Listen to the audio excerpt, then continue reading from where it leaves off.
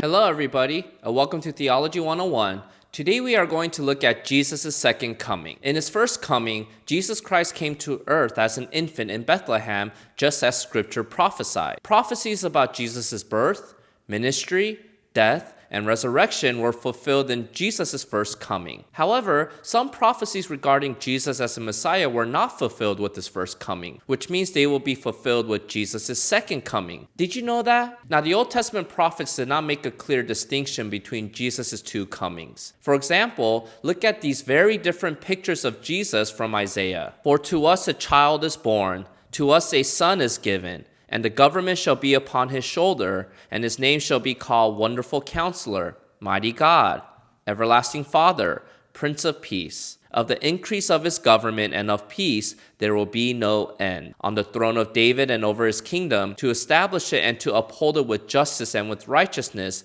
from this time forth and forevermore. The zeal of the Lord of hosts will do this. We see from this prophecy that God will send a future king who will bring hope and peace for Israel. The term son emphasizes his maleness and his royal lineage. Often a person will be identified as a son of a king if they follow that same bloodline. The son of David, for example, is a term applied to this king because he comes from the line of David and will reign as king. This king will be a male, born from a royal lineage, and the government shall be upon his shoulder. The word government connects to the idea of a king ruling over a kingdom. Instead of his people bearing the burden on their shoulders, this king will bear the burden on his shoulders. And then we are introduced to the king's fourfold name, which emphasizes the king's character. First, he is a wonderful counselor. This term is not referring to a nice therapist. The word wonderful refers to the miraculous. We use the phrase signs and wonders to refer to the miracles that Jesus and the apostles performed. So this king will have miraculous power and will use that power to counsel. The word counselor is not referring to a therapist, but to a person who has wisdom to advise. Then,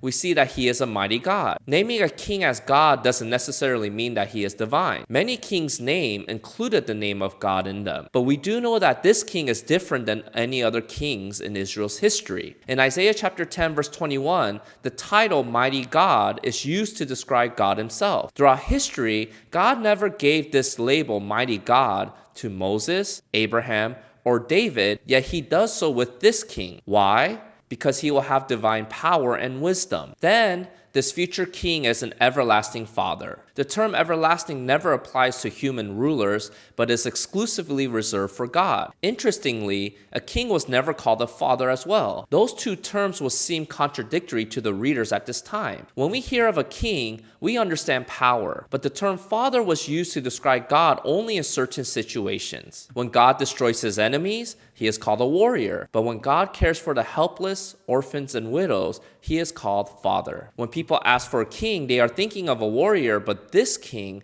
will shatter that mold and rule as a father. Finally, this king is the Prince of Peace. This king will bring peace, in other words. The Hebrew word for peace is shalom. This word means wholeness. So this king will bring wholeness and unity in his kingdom, meaning that this kingdom is not divided by sexism, racism, classism, or nationalism. Why? Because this prince holds this kingdom together with this peace. That's the first picture of Jesus from Isaiah. But notice this second picture. Surely he has borne our griefs and carried our sorrows, yet we esteemed him stricken, smitten by God, and afflicted. But he was pierced for our transgressions. He was crushed for our iniquities. Upon him was a chastisement that brought us peace, and with his wounds we are healed. All we like sheep have gone astray. We have turned every one to his own way, and the Lord has laid on him the iniquity of us all. This gives a very different picture than the previous description, right? In fact, Jews thought that there will be two different messiahs. They thought there will be a suffering messiah, like the one prophesied here, and a conquering messiah, like the one described before in Isaiah chapter 9. What they failed to understand is that there is only one messiah, but with two comings. So with this first coming, Jesus fulfilled the role of the suffering servant. But with this second coming, he will fulfill the role of a conquering king. Now, if you are wondering how we can be certain that Jesus will return to earth, let me give you some statistics. About 1/5 of all the Bible is prophecies. There are about 660 different prophecies, and 224 prophecies point to Jesus' second coming. In fact, 1 out of every 25 New Testament refers to Jesus' second coming. Jesus himself talks about his second coming 21 times and says about 50 times that we are to be ready for his second coming. So if Christians are confident that Jesus came over 2,000 years ago, then we should be even more confident that Jesus will return, since there are more prophecies and passages regarding his second coming than his first. Now, when Jesus does return, we do see a few passages that tell us exactly where he will return. After Jesus ascended to heaven, notice what two angels said to his disciples. They also said, "Men of Galilee, why do you stand looking into the sky? This Jesus who has been taken up from you into heaven will come in just the same way as you have watched him go into heaven." The angel said this while standing on the Mount of Olives, which refers to Zechariah chapter 14 verse 4 that says that the Messiah will stand on the Mount of Olives when he returns and split it into two. So we know that Jesus will return to earth, and he will do so by coming down on the Mount of Olives. But what will he do when he returns? First, he will judge.